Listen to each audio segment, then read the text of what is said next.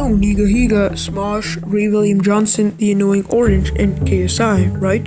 This was 2012, also known as the Bronze or initial era of YouTube.com, but none of them are the same anymore. What happened? What happened to these creators?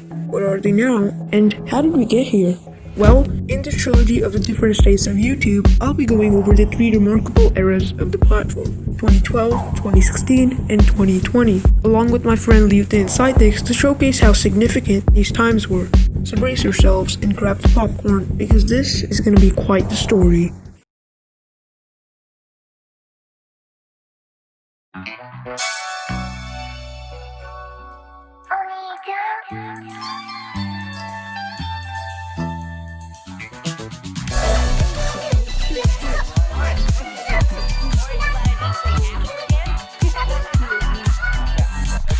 The focus on creator culture defined YouTube culture from its earliest days. The platform was a stage for creators who didn't quite fit into Hollywood's restrictions. It allowed people like Anthony Padilla, Ian Hecox, PewDiePie, KSI, nigahiga, Jenna Marbles, and many other YouTubers to thrive at the time. They were each driven to create a form of entertainment that wasn't happening elsewhere, and their work was incredibly unique. For example, Jenna Marbles riffed on stereotypes of women, PewDiePie became notable for his gaming live streams, Smosh did a variety of sketches, and most importantly, The Annoying Orange. The Annoying Orange is a pretty good candidate for the representation of 2012 YouTube. The channel consisted of a unique idea with comedy where a humanoid orange who annoys fruits and vegetables and various other objects, also known as his friends, by using jokes and puns. Hey, Apple! Hey, Apple! Hey, Apple! Apple! Hey! Hey, Apple! What is it? Orange, you glad I didn't say apple again? Yeah, that joke was funny the first 400 times you said it. Hey, Apple! What? You look fruity. Yeah, that was hilarious. Hey, Apple! What? Can you do 10 push-ups in 10 seconds? What kind of question is that? I don't even have arms. How am I gonna do 1 push-up? Hey! Now, of course, this wasn't everything The Annoying Orange was about. The Annoying Orange became more than just a YouTube channel. It became so popular that it later led to it becoming the subject of an official TV series.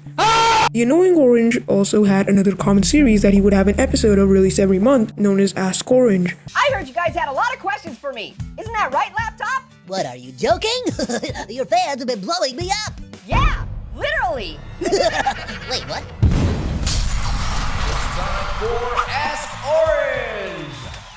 Alright, Apples, let's get to the questions! This seemed like a pretty good idea to interact with your audience and let them have a chance to be in one of their favorite YouTubers' videos. Now, Annoying Orange wasn't the first one to make a series like this. When people achieve great fame on the platform having a certain idea, other creators will try to ride on the back of their success. There were many other content creators such as KSI who made similar videos like these, which helped them see tremendous growth at the time in 2012. KSI makes Q&A Sundays. The Annoying Orange makes a series Ask Orange. Nigahiga made Dear Ryan. PewDiePie makes Fridays with PewDiePie. 2012 and 2014, YouTube was heaven for comedians, filmmakers, writers, and performers who were available to make the work they wanted and earn money in the process. Careers like Tyler Oakley went on tour to meet fans after generating a massive following online. YouTube has reached mainstream success, but in many ways, it felt wide open. Anyone could still upload almost anything they wanted without much input from YouTube itself. Behind the scenes, things were changing. YouTube had begun tinkering with its algorithm to increase engagement and experimenting with ways to bring flash and produce content to the platform. In October of 2012, YouTube announced that its algorithm had shifted to prefer videos with longer watch times over higher view counts. This meant viral videos like Dave After Dennis and Charlie Bit My Finger, which defined YouTube in its earliest days, weren't going to recommended as much as longer videos that kept people glued to the site. And this is why the YouTube community began creating videos that were over 10 minutes in length as a way to try to appease the system.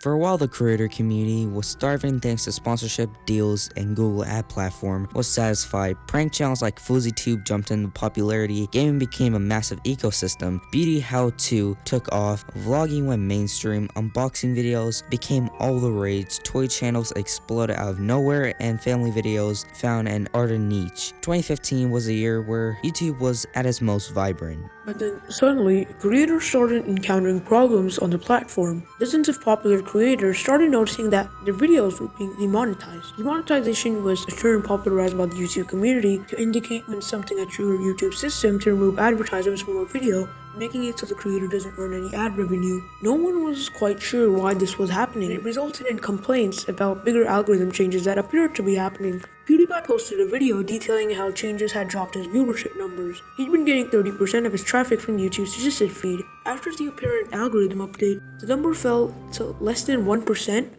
So just to show an example on some statistics. Here overall you see that I get 30% of my views from suggested videos. That is not counting browse featured, which is homepage, which is 53%.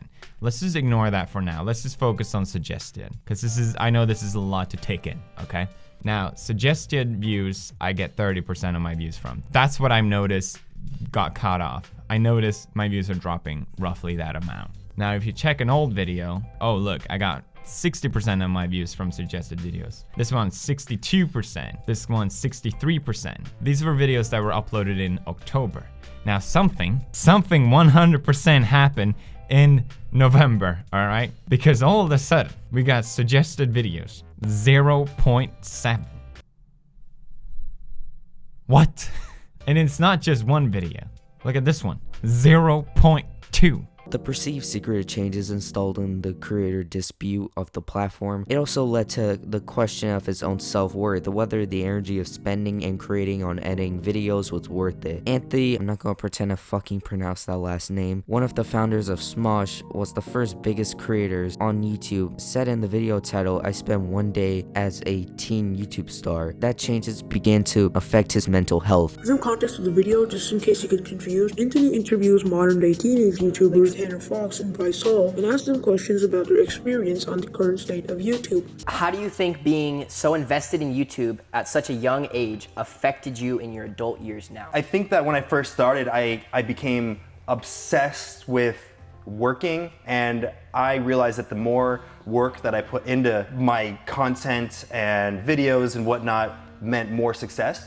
And at the time, the more effort I put in, the higher the views were. So I kind of associated more views meant that my effort paid off. Things started to shift with the algorithm and whatnot. Maybe people found other things that they were more interested in, but those numbers started to go all over the place and there was no consistency to that. So I could put in hundreds of hours of work into something and the views would be much lower than I was expecting. And I would start to equate that with my sense of self-worth. You know, your work is really important, but remember that that's not the most important part of your life. You are living your best youthful years of your life right now. Don't let those get passed up because you're so into that finish line, reaching that goal. I like that. Yeah.